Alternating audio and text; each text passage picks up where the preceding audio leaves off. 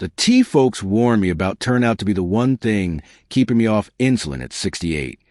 I remember sitting by the porch one morning in Alabama, mug in hand, steam rising like prayers in the cold air. I was 68, and my doctor had just told me I was walking a tightrope with my blood sugar. I ain't no doctor myself, but I know fear when I taste it, and I could feel it swirling in my stomach, stronger than the tea I was sipping. But instead of panicking, I turned to something simple, something warm, something I'd known all my life but never fully appreciated. Tea. Not the sweet kind we drank at church potlucks. I'm talking about the kind you steep with intention, the kind that works quietly inside you like a faithful friend. Over the months, I started drinking a few specific teas each day. Some helped me feel lighter. Others calmed my nerves or helped me sleep through the night without waking drenched in sweat. But the miracle was this: my blood sugar numbers stopped climbing. My energy came back. And best of all, I stayed off insulin. I thank the Lord every morning as I brew my cup, because He works in mighty small ways too. In today's video, I want to share the 7 miracle teas that became part of my daily routine and might just help you feel steadier, lighter, and more in control, even after 60. If you're new here, give this video a like and hit that subscribe button so you don't miss the next story from Porch. Number 7, peppermint tea. My grandson once called peppermint tea Grandma's sleepy juice. I laughed at the time, but truth is, this simple tea has calmed more than just my nerves. I started drinking it in the evenings, when my thoughts raced and my blood sugar liked to creep up along with my stress. The minty steam alone feels like a soft towel over your face after a long day. It doesn't just soothe your stomach, it seems to whisper to your whole system, "Relax now, we're safe." Stress was something I didn't used to think about much. But the older I get, the more I see how it's tied to everything, from sugar spikes to sleep troubles. When I feel anxious, my glucose levels go haywire. Peppermint tea doesn't fix everything, but it takes the edge off, especially before bed. It's like pressing a reset button that works quietly through the night. Just the scent brings a bit of peace, like the calm after Sunday service. It also became my little ritual. I brew it strong, let it cool a bit, and sit by the kitchen window, watching the wind move through the trees. I pray a little, reflect a little. It's not just a drink, it's a moment. That alone might be what helps lower my numbers. The Lord sure knew what He was doing when He made mint grow like a weed in our garden. Another thing I love is that it's naturally caffeine-free, which means no jitters, no crashes, just smooth sailing to bedtime. Sometimes I even keep a jar in the fridge for a cool version in summer. It helps with headaches, bloating, and those tight feelings in the chest that come from carrying too much worry.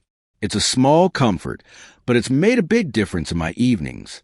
I never thought a tea could change the way I felt about nighttime. But peppermint tea did just that. It didn't lower my sugar by itself, but it helped lower the noise inside me. And sometimes, that's where the healing begins. Number 6, rooibos tea. The first time I tried rooibos tea, I had no idea how to say it right. Rooibos? Roy boy. My wife just laughed and said, "Whatever it's called, it's good for you." And she was right. It has this deep red color and a taste that reminds me of warm cedar and sweet hay. No bitterness, no bite, just smooth, earthy comfort. I started drinking it in the afternoons when I'd usually be craving something sweet, and that's when I noticed something curious. My sugar craving started to back off. Turns out, rooibos isn't just a pretty tea from South Africa. It's packed with a compound called espalathrin. Now, I ain't gonna pretend I know the science, but what I felt was real. After a few weeks, I wasn't getting those late-day sugar crashes. My numbers stayed steadier, and I wasn't reaching for snacks every 2 hours. I felt more level-headed, more in control, like my body wasn't playing tricks on me after lunch. What surprised me most is that rooibos also helped my cholesterol. I went in for labs, and the nurse smiled, said something like, "You're behaving yourself." I told her, "Nope, just drinking strange red tea and walking my dog." She laughed, but I meant it. It's funny how the smallest things, a switch in what you drink, can set off bigger changes. I thank God for those tiny nudges that come just when we need them. My favorite way to make it is to brew it strong, then chill it for a cold version in summer. It doesn't need sugar. It has a natural sweetness of its own. Sometimes I add a cinnamon stick or a slice of orange peel, just for fun, and because it's caffeine-free, I can drink it any time without worrying about messing up my sleep. It became my 3 p.m. habit, right when I used to feel sluggish or reach for cookies. Looking back, I'm glad I didn't judge this tea by its funny name. Rooibos turned into one of those quiet blessings. Nothing dramatic, just steady improvement, like a slow sunrise over the fields. And for someone trying to avoid insulin, that kind of steady is golden. Number 5, hibiscus tea. The first time I brewed hibiscus tea, I thought I'd done something wrong. The water turned this bold, ruby red, looked more like punch than tea. But when I took a sip, it was tangy, bright, and surprisingly refreshing. Not sweet, but not bitter either. Just enough zip to wake you up. I started drinking it on hot days, poured over ice with a slice of lemon. It looked fancy enough to serve guests, but little did I know it was helping my heart more than any lemonade ever could. Back in my younger days, I never thought much about blood pressure. It wasn't until I hit my late 60s that the doctor started giving me the look every time he wrapped that cuff around my arm. Turns out, hibiscus has a quiet power. It helps lower both systolic and diastolic pressure. I read somewhere that it acts a bit like ACE inhibitors, the meds they give folks with high blood pressure. All I know is, since adding it to my routine, those readings don't spike like they used to. One of my church friends, Marlene, calls it the garden tea. She grows hibiscus in her backyard and dries the petals herself. I ain't that fancy. I buy mine in bags, but I love knowing this plant God made not only looks like joy, but heals like grace. And it's naturally caffeine-free, which makes a perfect evening drink too. Some nights, I brew it warm with cinnamon stick, just to wind down after dinner. And for folks with diabetes like me, or folks trying to stay ahead of it, heart health is no small thing. High blood pressure and blood sugar like to walk hand in hand. If you calm one down, you often help the other. That's what hibiscus did for me. My numbers didn't just look better. They felt better. Less pounding in the ears.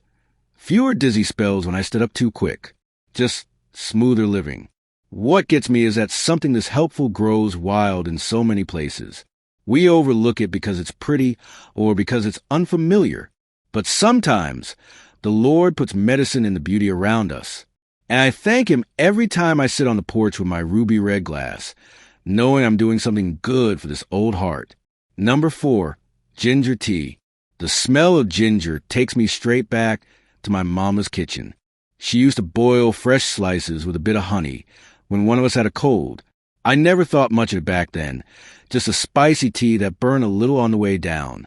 But these days, I drink it almost every morning, not for a sore throat, but for my blood sugar. That little root packs a punch, and it's done more for my A1C than some things I've tried from a bottle. There's something about ginger that feels alive, warm, sharp, almost electric. It wakes up your system without any caffeine.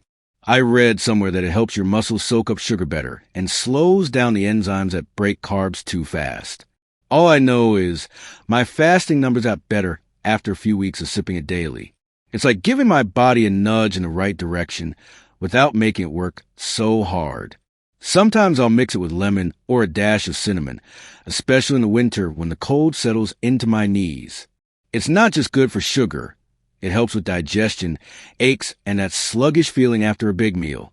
I even keep a little thermos of it for church potlucks, so I'm not tempted by too much sweet tea or soda. Folks ask me what I'm drinking, and I just smile and say, a little fire in a cup. The funny thing is, ginger has been used in all kinds of cultures for thousands of years.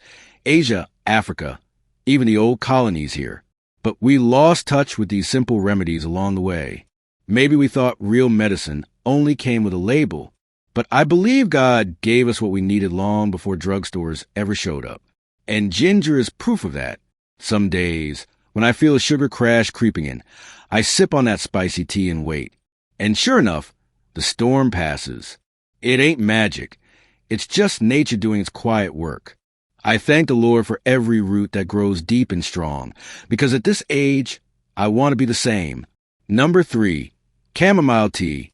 It was a restless night when I rediscovered chamomile. I couldn't sleep. My legs were twitching, and my thoughts were bouncing like ping-pong balls. My wife brought me a cup, warm and golden, smelling like dried apples and hay. I sipped it without thinking much. But halfway through, my breathing slowed. My body stopped fighting itself. That night, I slept like I used to before I worried about blood sugar and doctor visits. The thing is, sleep and sugar don't just share a bed. They depend on each other. When I'm not sleeping right, my blood sugar runs wild. I wake up already on edge. But once I started drinking chamomile regularly, especially about 30 minutes before bed, I noticed my mornings were steadier. My numbers weren't spiking, and that dragging, groggy feeling wasn't there anymore. Just a quiet start to the day. Chamomile's been around forever. Folks in Europe called it ground apple, and it was the go-to remedy for everything from nerves to colic. These days, I like to think of it as God's sleeping pill. No side effects, no refill needed. Some nights I steep it with a bit of lavender, or even just plain. The flavor's soft, like being rocked in a chair by someone who loves you. My doctor once told me that inflammation plays a big role in blood sugar. That made sense to me, because when I'm stressed or sore, my numbers go up. Chamomile helps with that too. It doesn't knock you out. It invites you to rest.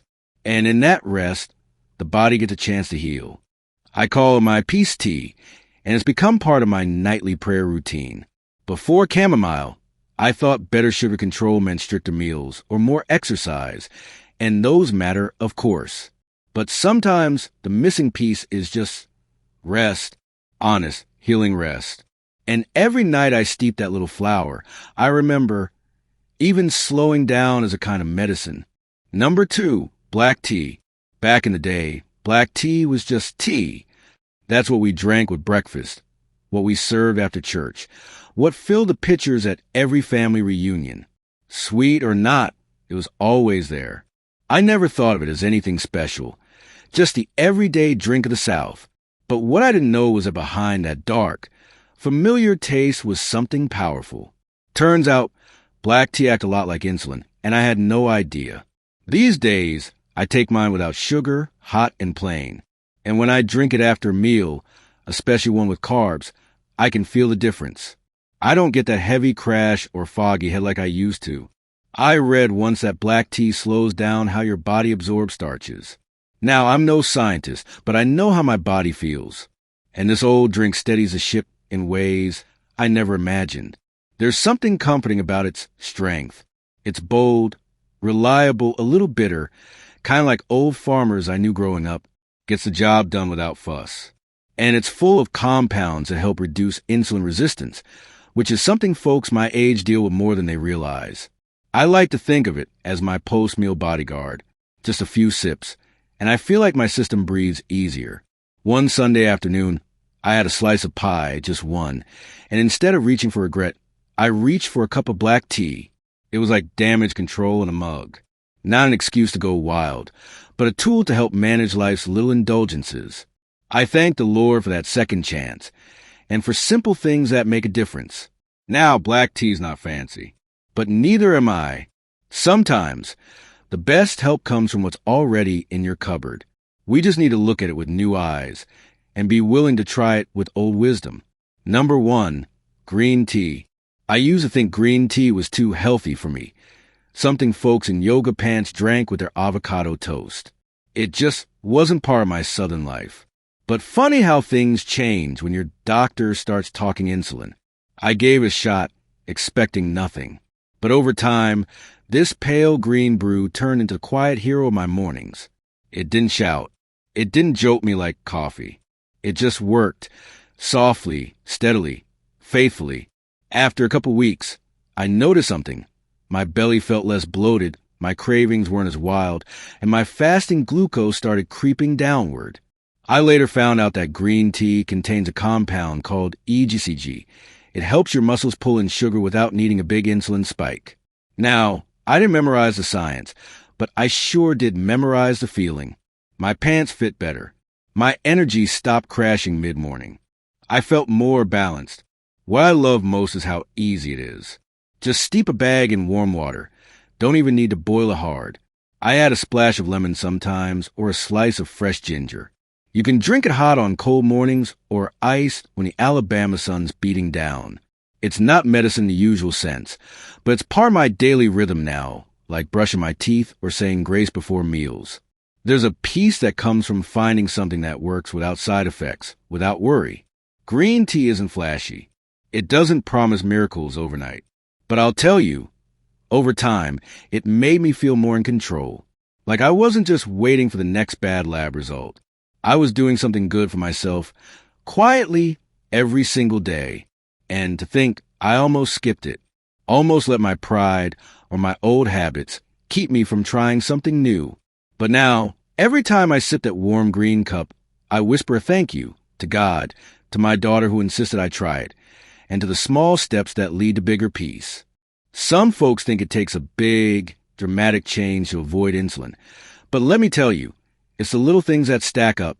A warm cup in the morning, a better choice after dinner, a quiet moment before bed. These teas didn't fix me overnight, but they gave my body the kind of help it could actually use. Natural, steady, and gentle. And at 68, that's exactly what I needed.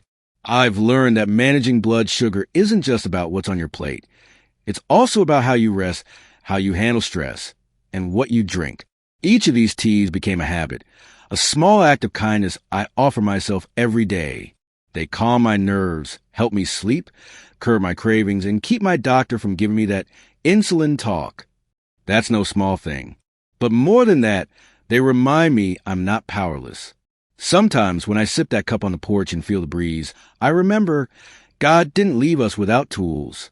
He gave us leaves, roots, flowers, simple things that bring healing, if we're willing to slow down and listen. And I believe that with all my heart. At this age, we're not chasing perfection. We're choosing peace. Now, if you're thinking of adding these teas to your day, I'd say go slow and steady. Start with one.